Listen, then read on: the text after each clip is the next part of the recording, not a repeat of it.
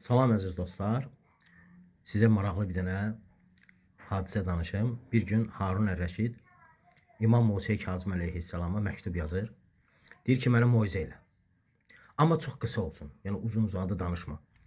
Qısa moizə elə mənə. İmam məktubun cavabında çox maraqlı bir ifadə işlədir. Buyurur ki: "Ma min şeyin terahu aynuk illa və fihi mauizatun." Gözünlə gördüyün hər bir şey,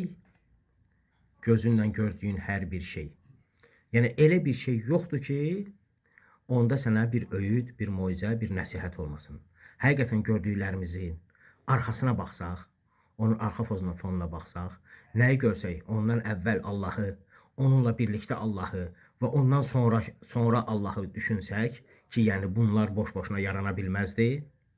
Bunun mütləq bir yaradanı var, düşünsəydik, heç vaxt yoldan azmaz, dinimizdən çıxmazdıq və Allaha qarşı asi olmazdıq. Sağ olun.